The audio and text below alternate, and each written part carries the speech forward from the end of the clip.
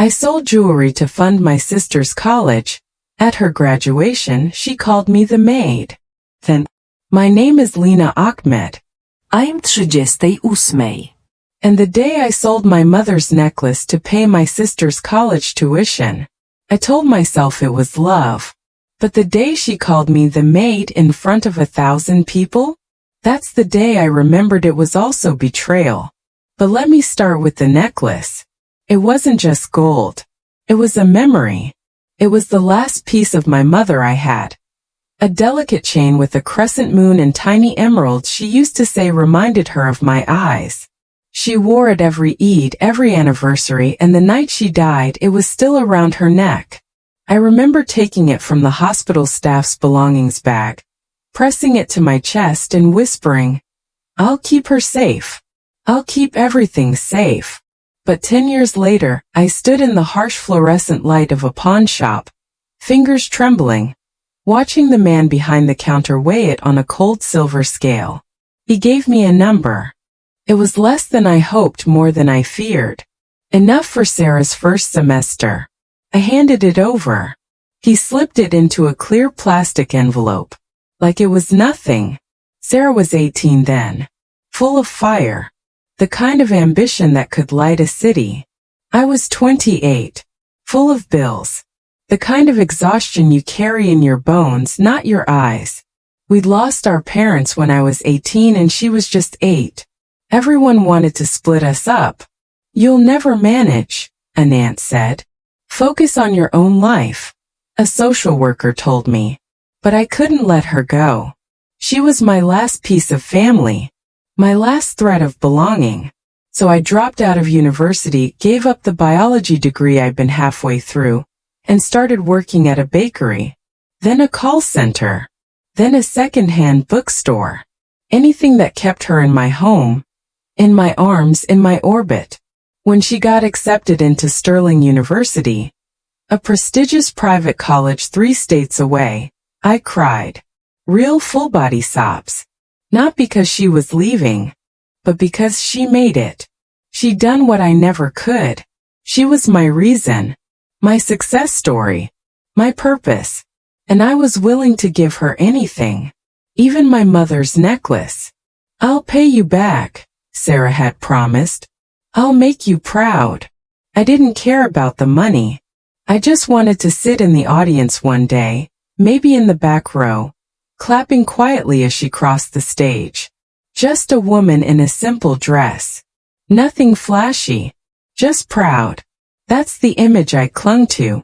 But what I got was something else entirely. Fast forward 4 years.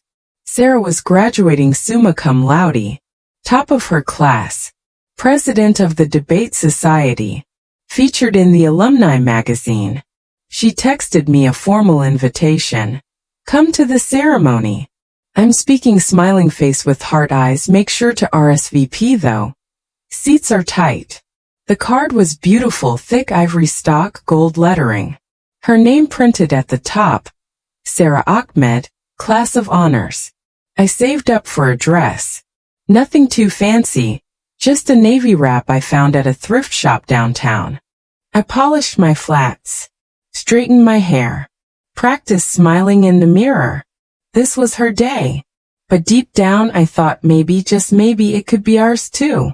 When I arrived, the usher checked my name against a list. "Support staff?" she asked. I blinked. "I'm her sister." She frowned, flipped a page. "Oh, you're in section E, reserved for guests of service." My heart stopped. I texted Sarah, confused. "Me, hey love, they put me in some staff section?" Sarah, "Oh yeah, sorry. It was easier for the seating chart." "Hope that's okay." Grinning face with sweat. Sarah, "You still have a great view of the stage." I stared at the screen, and for the first time in a long time, I felt something heavy press on my chest. A familiar ache I hadn't let rise in years. The ache of being the afterthought. Still I sat down. Back row. Corner seat. Next to a woman in a catering uniform who smiled kindly. I smiled back. The lights dimmed. The chancellor spoke. Applause rolled like thunder. Then they introduced the class speaker. Sarah Ahmed, student body president and recipient of the Sterling Flame Award for Leadership. She walked to the stage in heels I had never seen, with hair curled perfectly and a blazer that probably cost more than my rent. I clapped. I clapped like she was mine, because she was. Or so I thought. She began gracefully. I'd like to thank my professors, my mentors, my incredible friends. I came to this university with nothing but ambition and dreams. And I'm leaving with purpose. She paused. And of course, the people who supported me when I was young, the ones who made sure the lights stayed on, the fridge stayed full, and the laundry was folded. Laughter. And yes, even the woman who raised me like a maid, who never went to college but made sure I could. More laughter. I felt the air leave my lungs. My ears buzzed. She continued, voice bright. I won't name her, she prefers the background. But I owe her a thank you. For cleaning. For cooking. For not getting in the way. And that was when I stood. Quietly. Walked out of the auditorium with shaking hands. The usher looked confused. Are you all right, ma'am? I didn't answer. Because what do you say when your entire life has been summed up as the help? I found the bathroom at the far end of the hall. Sat on the closed toilet lid. Clutched my purse. Tried not to scream. In the mirror, my reflection stared back at me. Navy dress, neat hair, cracked heart. A woman who had sold her past to buy someone else's future. And been erased in the process. I opened my purse to grab a tissue. And my fingers brushed against the envelope I hadn't looked at in months. The letter from my mother. I'd found it in a box weeks earlier while reorganizing the closet. Tucked inside an old baby book with faded writing on the front. It was yellowed. Fragile. Sealed in a protective sleeve. I had read it once barely and tucked it away in denial. But now something pulled me back to it. I unfolded it slowly. The handwriting was delicate, looping. To my daughters, especially Lena, if she is the one reading this, I inhaled. You've always been the strong one. The one who gave without asking. I see you. I know your love. And I know the world won't always return it the same way. There's something left in my name. It's not much. But it's yours. Not for Sarah. Not for anyone else. For you. You've held the family together. Now it's time to hold yourself. My hands trembled. Not from rage. Not even heartbreak. But from something deeper. Something that had been asleep for too long. Self-worth. She called me the maid. But my mother had called me the strong one. And maybe that was the real story. The one I was finally ready to tell. People love stories about sisterhood. They picture pillow fights, shared secrets, matching outfits, long phone calls. But no one writes songs about the sister who became the mother. The sister who stood in the parent-teacher meetings. Who signed the field trip forms. Who learned to braid hair at 2 a.m. before picture day, with trembling hands and a YouTube tutorial. I was that sister. And for a while I was proud of it. When our parents died, everything blurred. The call came on a rainy afternoon.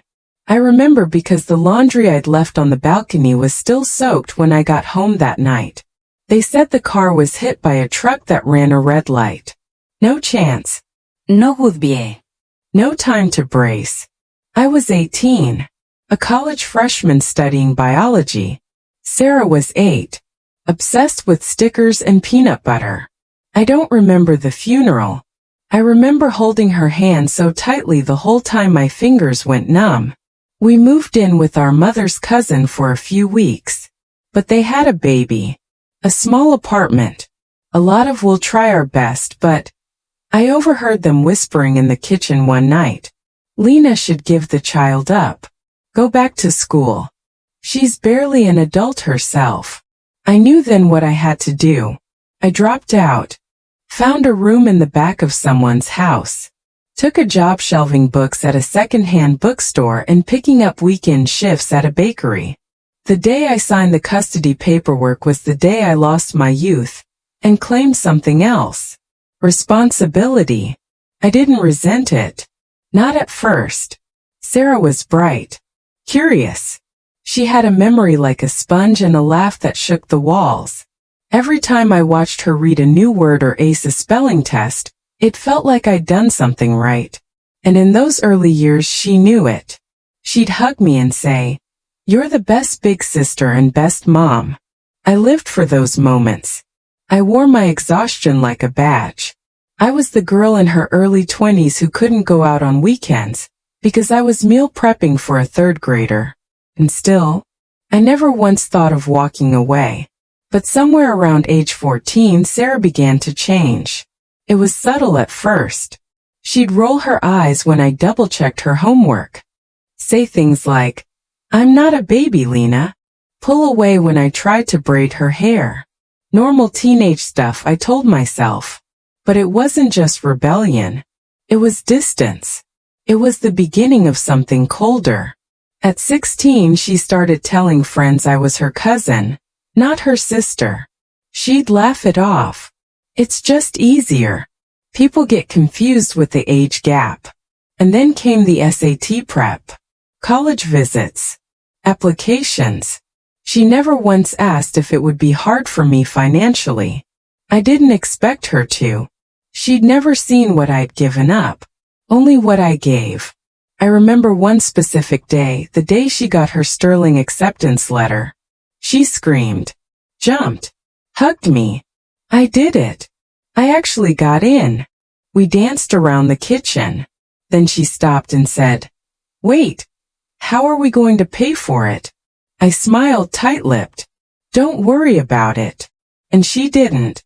She didn't ask where the money came from, or why I suddenly stopped eating out, or why I wore the same 3 shirts on rotation. She didn't ask where the necklace went. A month before she left for school, I overheard her on the phone with a friend. "I mean, Lena's basically like a housekeeper," she said, laughing. "She raised me, yeah, but she's not really, educated. She works in a bookstore." She said it like an apology, like I was a footnote she had to explain away. That was the first time I felt something split inside me. But I didn't confront her. I told myself she was nervous, embarrassed, caught off guard. I told myself she didn't mean it. In her first year of college, the calls were frequent. I love my dorm. My roommates from Atlanta. I'm thinking of switching majors. She called me sis. Still signed her texts with hearts. But by sophomore year things shifted. She visited less. Started answering my texts with one-word replies. Stopped asking about my day, my work, my life. Once, I sent her a photo of a cake I'd baked for a neighbor's party. Proud of the piping, the symmetry. She responded, "Cute. You should try baking professionally one day, LOL. Like my skills were a hobby. Like I hadn't spent a decade feeding her from scratch. When she came home for holidays, she seemed annoyed. Everything I said was met with a sigh. She rolled her eyes at the old sheets on her bed. At the chipped mug I gave her tea in. "I'm used to better now," she joked once. I laughed politely, then cried into my pillow after she fell asleep. Because slowly, quietly, I was realizing I had built her wings. And she was ashamed I never flew. And still I didn't pull back. I sent care packages, emailed scholarship leads, skipped my own dentist appointments to send her spending money. I stayed all in, because I thought one day it would come back around. She'd remember. She'd speak my name with pride. Tell the world, I am who I am because of her. But instead, she called me the maid. They say you should never do things expecting gratitude. That real love is selfless. But even the most selfless hearts need a moment of being seen. Not worshipped. Just named. Just once. I didn't need the stage. I just needed my name in her sentence. The morning after the graduation, I sat alone in a cafe 2 towns over, far from the hotel, far from the university, far from her. I stirred a black coffee and stared at my phone. No è palegli. No message. Just a tagged Instagram photo of her holding her diploma, arms around her roommate, captioned, "Couldn't have done it without my real family." That's when I realized something brutal. I had taught her to chase dreams, to aim high, to rise. But I hadn't taught her how to look back, because I never asked her to, and that was my mistake. So I put the phone away, and opened a notebook, and wrote just one line. From now on, I rise with myself. Graduation season has a way of turning ordinary people into pageant planners. Everything becomes a photo op, a performance. The gown, the speeches, the captions. But I wasn't looking for fanfare. I wasn't even expecting a front row seat. I just wanted to be included. After everything I'd done, everything I'd given up, I thought being there would matter. Even if I sat quietly in the back row, clapping through tears. 3 weeks before the ceremony, I got a formal-looking envelope in the mail. The return address was Sterling University. Inside was a stiff invitation card, thick with gold foil. The class of 2023 cordially invites you to celebrate the graduation of Sarah Ahmed, Sterling Honors Scholar. At the bottom in her handwriting a small note. Lena, I'm speaking. Hope you can make it. Yellow heart, you always believed in me. I read it 3 times. My stomach twisted. There was something off about the tone, like it was meant to be polite. Like a thank you card sent out of obligation. Still I RSVP'd. I wasn't going to miss it, even if my name wasn't printed anywhere. A week later I got an email. Hello. Thank you for RSVPing for Sterling's graduation weekend. You've been assigned to Section E. Community guests and extended support. Section E? I read it again. That wasn't family. That wasn't even extended family. It was miscellaneous. I texted her. Me, hey, I got my seat info. Section E? Was that a mistake? No reply for 4 hours. Then Sarah. Oh yeah, that's where I had to put people who aren't immediate family. It's just how they categorized it. I stared at the message. My chest tightened. Me. I'm not immediate family. 3 dots. Then, Sarah. It's just how the school formatted it. You know I love you. Don't take it personally. But I did. Because it wasn't just a seat. It was a symbol. A reminder. A category. And for the first time I saw myself through her lens. Not her sister. Not her second mother. Just support staff. The night before the graduation, I stayed at a modest motel 30 minutes away. I couldn't afford the hotel Sarah's classmates were staying in. Didn't want to run into her friends. I laid out my dress. Ironed it carefully. It was navy blue. The same one I'd worn to her high school awards night. The one she once said made me look professional but not intimidating. Funny how that used to feel like a compliment. Now it felt like code for forgettable. The morning of the ceremony, I arrived early. Security checked names and IDs. Section E? The usher asked. You'll be in the rear mezzanine.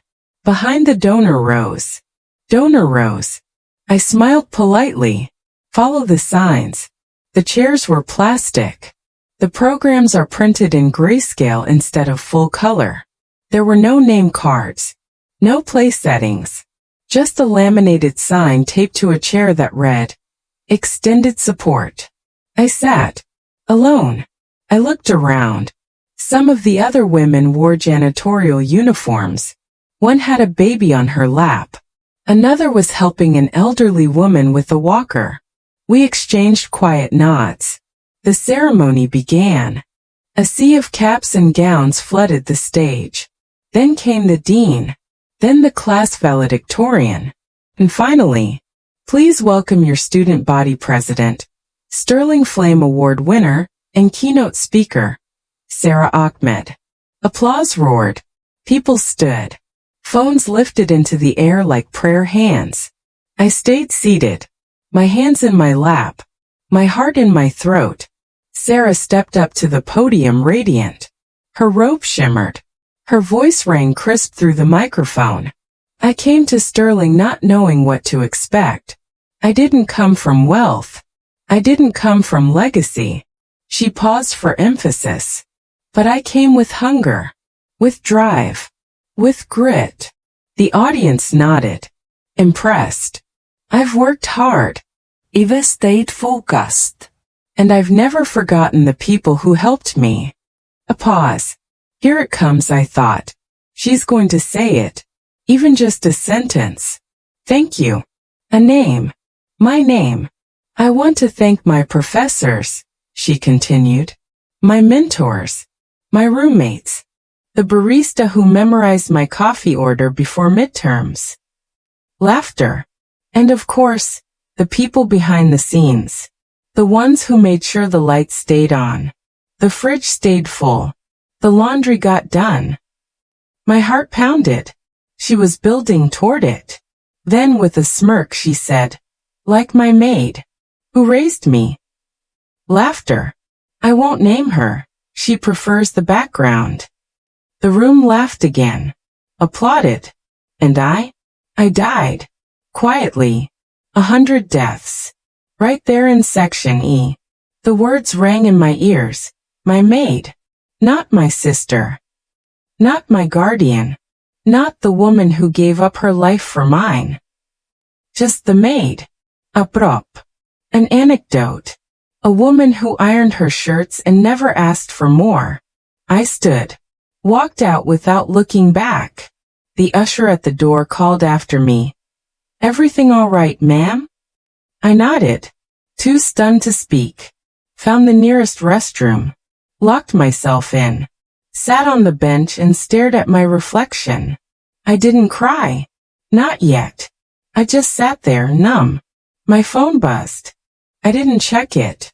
Then a woman in a catering uniform entered to wash her hands.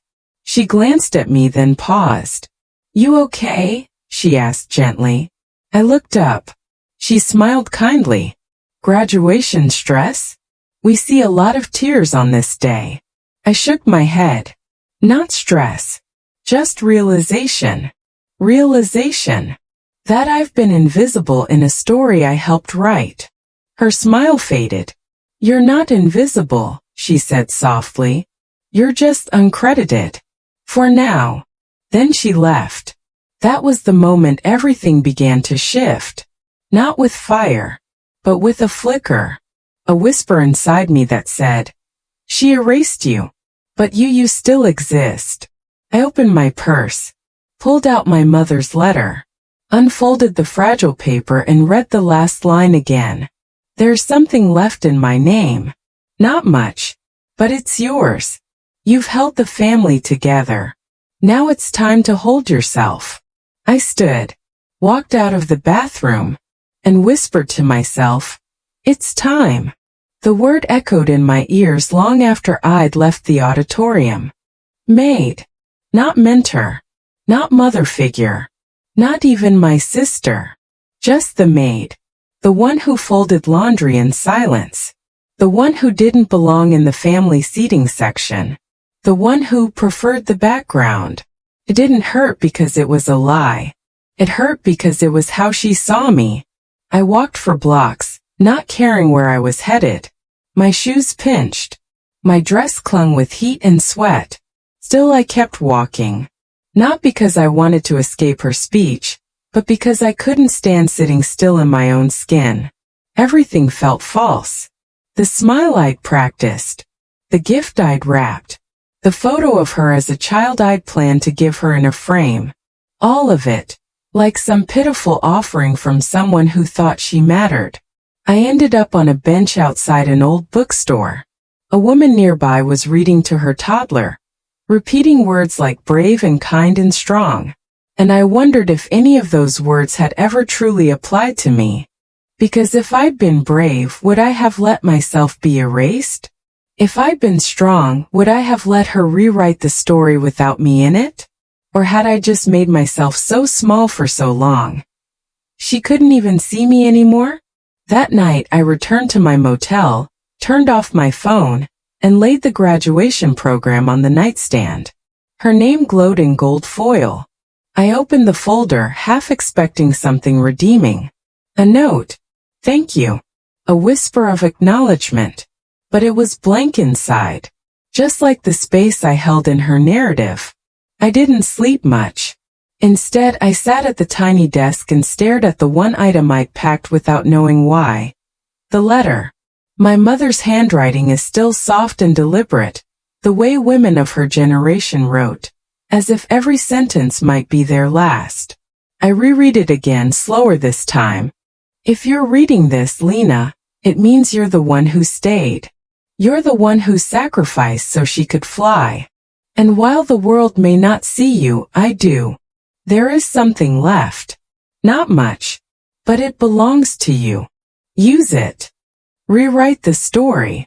I hadn't paid much attention to that last part when I first found the letter. I was too tired. Too numb. But now those words felt different. There is something left. Not just emotionally. Financially. The next morning I dug through the envelope again and found a small note I'd forgotten was tucked behind the letter. It had a bank's name, an address, and a hand-drawn heart with my mother's initials, S.A. I didn't think. I just drove. The bank was small, the kind that still had carpet floors and bowl mints and tellers who knew you by name. I walked to the window, heart pounding. Hi, I said. I think my mother left something here. Her name was Safia Ahmed. She passed years ago, but I have this note and... The teller blinked, then asked for ID. I handed it over. She excused herself, walked to a manager, then returned after 10 long minutes with a box. Dusty. Faded. Unlabeled. She slid it across to me gently. You're listed as the beneficiary. My throat tightened. Is this? Yes, she said. This is yours. I took it to my car, hands trembling. Opened it slowly. Inside was a folded bank ledger, a few savings bonds, a pair of small gold earrings I hadn't seen since I was 12, and a deposit slip for an old trust account my mother had opened in my name. The amount wasn't huge, but it was enough. Enough to breathe. Enough to start. Enough to stop surviving. I sat there for nearly an hour staring at those earrings, the ones she used to wear on Fridays, right before making chai and humming old songs in the kitchen. I pressed them to my palm and whispered, "Thank you for seeing me." Even when she didn't. That was the moment something shifted inside me. Not anger. Not vengeance. But clarity. Sarah had the spotlight. The applause. The magazine features. But I had something better, truth. Now, I had the means to move forward without asking for permission. When I got home, I pulled out a notebook. Not one for grocery lists or Sarah's tuition breakdowns. One just for me. The first page read, "Rewrite the story." The second page, a budget plan. I researched culinary programs, short-term certificate courses, part-time options for adult learners. Cooking had always been my joy, my therapy, my way of loving. Now it would be my legacy. I enrolled in a local culinary school that fall. Woke up at 5 a.m. to prep. Took the bus. Did homework during lunch breaks. For the first time in 20 years, I was investing in me. And it felt like coming home. Sarah didn't notice. Not at first. She didn't call after graduation. Didn't ask if I got back safely. She posted a thank you reel on Instagram, tagging every mentor, friend, and professor she could think of. My name wasn't there. But for once I didn't flinch. Because I was done being disappointed by people who refused to see me. Culinary school flew by. I found my rhythm. I wasn't the oldest in the room, not by far. There were women in their 50s and 60s learning to braise, sauté, and plate with flair. One of them, Maria, became my friend. She said something to me once during a kitchen cleanup I'll never forget. You know, she said, some of us were raised to serve without ever being served. But that ends when we decide it does. I smiled. I'm deciding now. I graduated top of my class. Used the remaining money from the trust to rent a tiny kitchen space. Started small, catering local events, making lunch deliveries, offering Sunday meal prep for overwhelmed moms. Word spread. Clients started calling. They weren't drawn by my resume. They came for the feeling. They said, "Your food tastes like home." And for the first time, I believed it was mine. I named my company Lena's Table. Not Sarah's table. Not the maid's kitchen. Just mine. A table where I sat at the head. Where my story wasn't background music. It was the whole symphony. Every family has an account they don't talk about. Not just money but memory. A running tab of who gave what, who stayed silent, who held everything up while being asked to disappear. I had paid into mine with sacrifice. Year after year. Without asking for interest. Without expecting return. But now I had something no one could take from me. A different kind of balance. A literal account in my name. And for the first time a life that was mine. Lena's Table started on a Sunday. A woman from my culinary school had recommended me to her sister. A therapist hosting a women's healing circle. They just need tea, something light. Maybe a few comfort dishes, she'd said. They want something that tastes like safety. I didn't blink. That night, I cooked what my mother used to call restorative food. Spiced lentil soup, tamarind rice, orange cardamom muffins, food that hugged back. I dropped it off in containers labeled with love. No business cards. No logos. Just a handwritten note. May this meal remind you you matter. Lena. 2 days later, 3 of the women messaged me. Then 5 more. Then a yoga studio. Then a wellness coach. Then a parenting group. By the end of the month I had 11 regular clients. I turned the spare room in my apartment into a prep station. Bought second-hand equipment. Scoured Craigslist for a commercial fridge. I printed my first invoice on borrowed Wi-Fi at a library kiosk. It wasn't glamorous. It was scrappy. It was real. And it was mine. People asked me, "When did you know it was working?" I tell them this. It was the day I went to the grocery store and didn't have to check my account before buying butter. The day I chose saffron not because I could afford it, but because I deserved to cook with beauty. The name Lena's Table came to me one night while journaling. I wrote, "I've served others my whole life. But now I sit at my own table. And there is room here for joy." The next day I opened a business account under that name. Ordered labels. Launched a basic website. Started sharing stories, not just menus. Each post had a dish, a memory, a meaning. And women began following. Commenting. Saying things like, "This reminds me of my grandmother. Your food helped me through chemo. I cried eating your lentils. Thank you." I never expected a catering business to feel like a lifeline. But that's what it became. And still no word from Sarah. Not after graduation. Not after I unfollowed her on social media. Not after I stopped liking her photos or sending her care packages. Weeks turned to months. She didn't call. Didn't ask if I was okay. I thought I'd be angry. I thought I'd write letters in my head I'd never send. Scream into pillows. Rehearse comebacks. But what surprised me most was the quiet. I wasn't mad anymore. I was done. There's a difference. Anger is loud. But being done? That's silent. Clean. Weightless. 6 months after her graduation I got an email. The subject line read, "Referral. Urgent catering need for gala event." I clicked without thinking. Skimmed the details. An event for a major corporate women's leadership summit. 500 attendees. Short notice. Located at a downtown hotel ballroom. And then I saw it. Recommended by Priya M. Sterling University Consulting Division. Priya, Sarah's former roommate. My heart flipped. I googled the event. It was massive. Media coverage. Sponsors. Guest list stacked with CEOs, influencers, and alumni, including Sarah Ahmed, panel speaker. I stared at the screen for a long time. Then I stood up, walked to the sink, splashed cold water on my face. Because there it was, the full circle moment. The opportunity to show up exactly as I am. Not hidden. Not waiting. Not silenced. I called the client. Confirmed. Designed the menu. Booked staff. And 3 weeks later, I walked into the same kind of ballroom I'd once been ushered out of.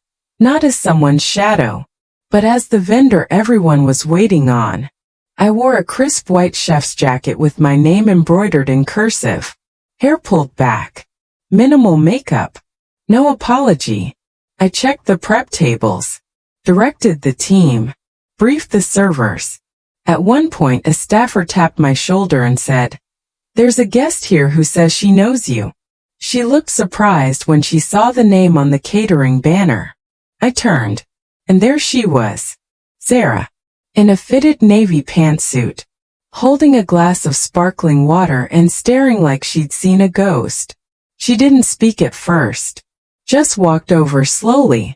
"Lena," she said. I nodded. "Sarah." A pause. "You catered this?" "I own it." Her face shifted. Something between confusion and awe. "You own this company?" "Ido." She looked around. At the staff in branded aprons. At the meticulous stations. At the trays of hors d'oeuvres. "This is yours." "Yes," I said. "Every inch." Before she could say more, the event coordinator announced, "Please give a round of applause to our chef and creator of tonight's beautiful meal, Lena Ahmed, founder of Lena's Table." Applause. Not thunderous, but real. Sarah clapped too, quietly, as if realizing I had built something, and she had missed it. That night, a guest walked up to her at the event. "I heard the chef is your sister," the woman said. "You must be so proud." Sarah smiled, strained. "Yes, very." She turned to look at me, and I didn't smile back. Not out of spite, but because the moment had already spoken. There was nothing else to say. It's funny how life brings you full circle. Just 6 months earlier, I had been sitting in the last row of an auditorium, watching my sister erase me from her story publicly. Now I stood center stage. Not in a spotlight made of applause, but in one made of respect. And that light is warmer, quieter, but deeper. The ballroom shimmered. Crystal chandeliers, velvet chairs, tables set with gold-trimmed place cards and wine glasses that caught every flicker of candlelight. The kind of room where people perform success with expensive shoes and rehearsed laughter. But I wasn't there to impress anyone. I was there to serve what I'd spent years learning to create. Food that healed. Food that remembered. And for once, no one expected me to disappear afterward. Sarah stayed near the back. She didn't rush over. Didn't try to reclaim the spotlight. She just watched. At one point she stepped forward. "Lena," she said softly. I turned. "You really did all this?" I nodded. Her voice dropped. "Why didn't you tell me?" I looked her in the eye. "Because you weren't asking." The rest of the night unfolded like a dream. The meal was a hit. I walked table to table, not as a server, but as a guest of honor. Women shook my hand. A CEO said, "Your story is incredible. Someone should interview you." A nonprofit founder whispered, "We need your voice. Will you speak at our next retreat?" Another woman held my hand and said, I haven't tasted anything that reminded me of my mother in 20 years. Thank you. I didn't cry, but something inside me, something that had been quiet for a long, long time, finally exhaled. Then came the closing speech. A corporate VP stood at the mic, thanking sponsors, partners, and vendors. And then she paused. There's one person we haven't mentioned yet. Someone who fed not just our stomachs tonight, but something deeper. She gestured toward me. She's the founder of Lena's Table, a woman who left an impression on every guest here tonight. And we are grateful. The room turned. I stood. Not to bow. Not to wave. Just to be seen. And this time no one laughed. No one whispered. No one called me, just the help. Sarah was watching. I saw her swallow hard. I saw the realization flicker across her face. I'm not the only success story in the family. After the applause, I slipped into the kitchen to breathe. Maria, my prep lead, gave me a squeeze. You okay? I'm good. Better than good, she said. You're here. Really here. I nodded. And meant it. As we packed up, Sarah appeared again. Still polished. Still poised. But this time her voice had dropped the performance. Lena. I didn't know. I'm sorry. I didn't rush to fill the silence. She continued. I didn't mean to hurt you. I was young. I thought I had to prove I did it all on my own. I looked at her. Really looked. And for the first time I didn't see the little girl I raised. I saw a woman still learning. Still trying to rewrite herself. But I also saw someone who didn't ask what she had erased to build her image. You didn't just hurt me, Sarah, I said quietly. You erased me. And I let you. For years. She blinked. I thought you didn't mind. Because I didn't ask to be thanked? Because you never said anything. I didn't think I had to, I said. I thought love was supposed to be loud enough to be seen. She looked down. I'm proud of you, you know, she said. Truly. And I'm sorry I didn't say it sooner. I nodded. I don't need your pride, I said gently. I needed your respect. A long time ago. She wiped a tear. I don't expect you to forgive me right away. I forgave you already, I said. But I'm no longer shrinking so you can shine. She flinched slightly, but then nodded. I understand. We stood in silence a moment longer. Not enemies. Not sisters exactly. Something in between. Two women carrying a shared past, but no longer entangled in it. And maybe that's all healing ever really looks like. That night I went home. Sat in my tiny kitchen with a cup of chai and the last slice of saffron cake I hadn't served. I thought of every room I'd once been asked to leave. Every table I'd been told wasn't mine. Every time I was the one washing dishes while others toasted to things I had made possible. And now? Now they were toasting to me. It was a quiet Wednesday morning when she walked in. The shop had just opened.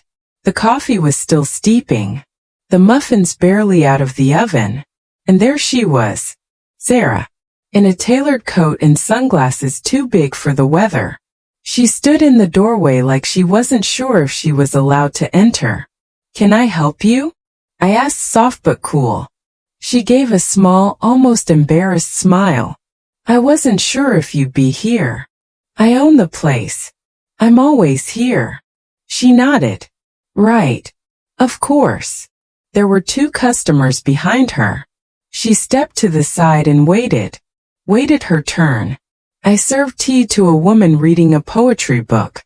Handed warm banana bread to an elderly man in a scarf. Then finally I looked at her again. Would you like to sit? She nodded. I poured 2 cups of chai and sat across from her at the corner table by the window. This was the same seat I had cried in the week I opened the store. Overwhelmed, terrified, convinced I was in over my head.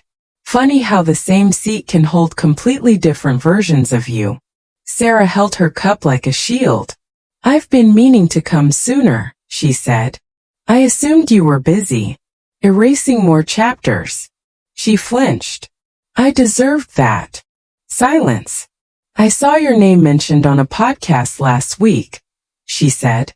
Someone said, Lena Ahmed is redefining what healing tastes like. I said nothing.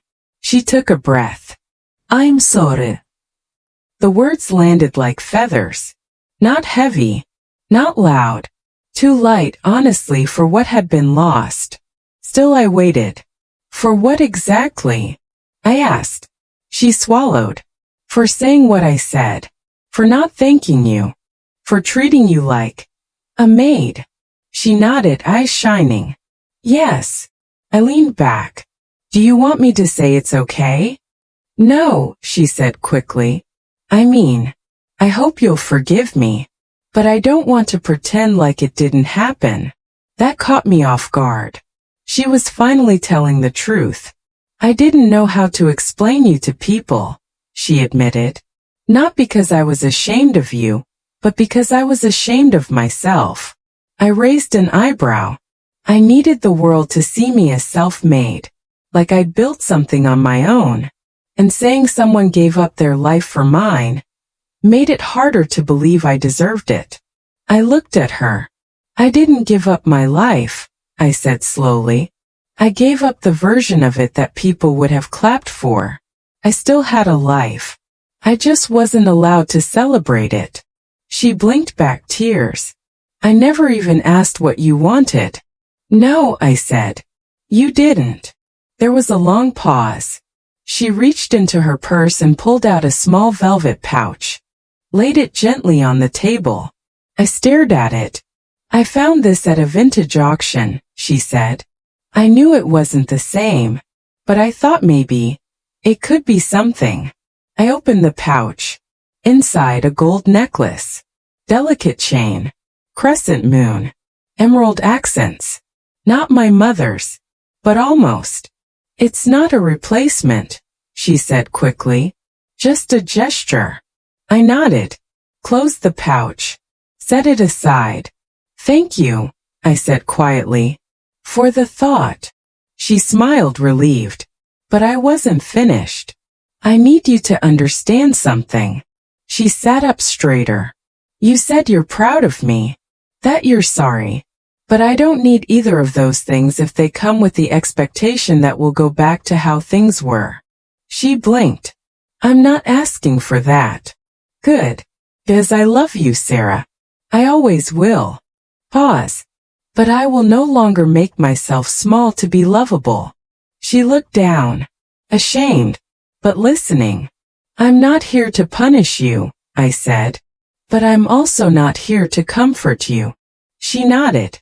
I understand. I don't think you do. Not fully.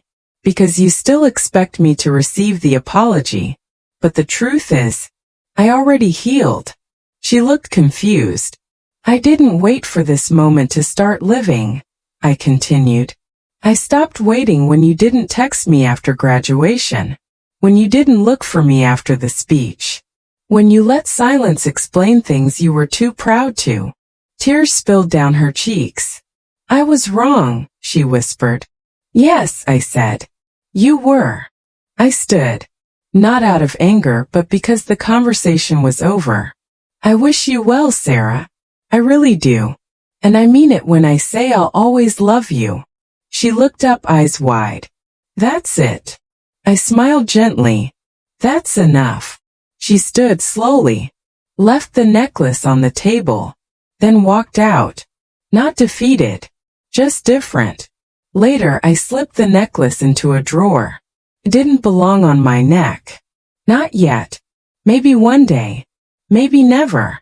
That evening, I hosted a small cooking class for single moms in the neighborhood. We laughed, rolled dough, braided challah, and shared grief. One woman said, I was always the strong one, but it's exhausting. Another added, sometimes I want to be held instead of holding. I passed them warm chai and said, "You're not alone. You're just uncredited." But that ends today. There's something sacred about setting a table, not just placing plates and cutlery, but preparing a space for people to feel full, seen, and safe. I've done it my whole life. Birthday parties I couldn't afford. Dinners Sarah never thanked me for. Late-night meals eaten alone at the edge of the kitchen counter. Always serving. Always standing. But never sitting. Until now. Lena's table had grown. Not into an empire, but into a refuge. We weren't the biggest catering company. But people came to us when they wanted meals with memory.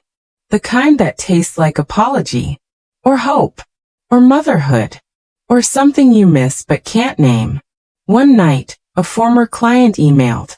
She said she was organizing a community dinner for women who'd been caretakers their whole lives. Women who had raised children that weren't theirs. Women who were erased from wills. Women who had been told again and again that they were just the aunt, just the wife, just the help. She asked if I would host the evening. Not cater. Host. I said yes. The night of the event, we lit candles instead of overhead lights. Hung a banner that read, "This time you sit first." No one rushed. No one apologized for taking up space. The women came in dresses they hadn't worn in years. Some wore bangles. Some brought Tupperware for leftovers. Some came alone. All of them came wounded. All of them left whole. Before dessert, someone handed me a mic. I hadn't prepared anything. But when I stood, the room quieted, as if they'd been waiting to exhale with me. I looked around and said, most of us grew up believing love meant being last. That strength meant staying quiet. That sacrifice was something you never mentioned, just swallowed. Heads nodded. Eyes shimmered. I was once called the maid by the person I gave my whole life to. She didn't mean it as cruelty. But she said it because I never told her who I really was. And that's on me. But this, I gestured to the table, to the warmth, to the women with hands on their hearts. This is the rewrite. I set down the mic and sat at the head of the table. No tray in my hand. No apren. No explanaschen. Just me. And the meal I made. One of the women, maybe 60, maybe 80, leaned over and said, I've waited my whole life to see someone like me take the microphone. I smiled. Next time, I said, you take it. That night I walked home alone. But not lonely. I passed the bakery I used to work in at 19. The bookstore where I shelved copies of cookbooks I couldn't afford. The apartment where I used to cry in the shower so Sarah wouldn't hear me. I passed them all. And whispered, she made it. The woman you forgot. The woman who waited. The woman who finally stood up and said, I deserve more than back rows and thankless meals. When I got home, I opened my drawer, pulled out the velvet pouch, held the necklace to the light. Still too new. Still not my mother's. But maybe not a symbol of pain anymore. Maybe just proof that people change. That wound's close. That room's open. I didn't put it on, but I didn't put it away either. I placed it on my bedside table, next to the frame that holds my favorite photo. Sarah, age 6, with chocolate frosting on her nose. And me behind her, smiling but unseen. I look at it sometimes, not to mourn, but to remember the woman who stood in the kitchen with burnt hands and big dreams and no one clapping. She wasn't invisible. She was just ahead of her time. To the women watching this, if they've ever called you just something, just the babysitter, just the girlfriend, just the one who stayed quiet, know this: you are not just anything. You are the one who held it all together. The one who built the foundation others walked on. The one who doesn't need applause to be powerful. You are the woman at the head of the table. And from now on you sit first.